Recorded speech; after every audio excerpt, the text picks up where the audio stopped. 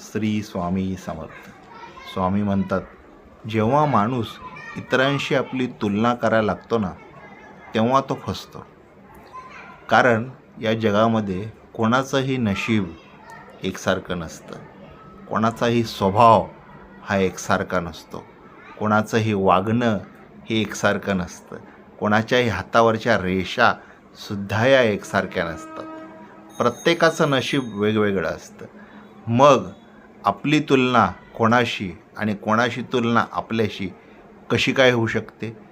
अशी तुलना केल्याने काहीही होत नाही, फक्त वेळ वाया जातो आणि पदरी पडतं ते दुःख. आणि जेव्हा माणूस भूतकाळात घडून गेलेल्या गोष्टी वर्तमानात उघळत बसतो ना, तेव्हा त्याचा वर्तमान पण नष्ट होतो आणि पुढे येणारं भविष्य पण नष्ट होतं. आणि भूतकाळ तर पहिलेच नष्ट झालेलाच असतो, म्हणूनच त्याला भूतकाळ म्हणतात.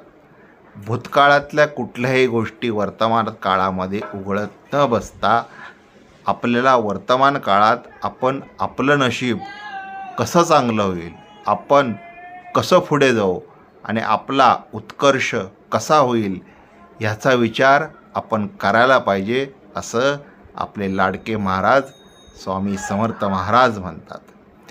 त्यामुळे सर्वात पहिली गोष्ट म्हणजे इतरांशी तुलना करणं थांबवा आणि जे घडून गेलेलं आहे त्याच्यावर जास्त विचार नका करू. मग बघा, तुमच्या आयुष्यामध्ये सुख आणि सुखच नांदेल. श्री स्वामी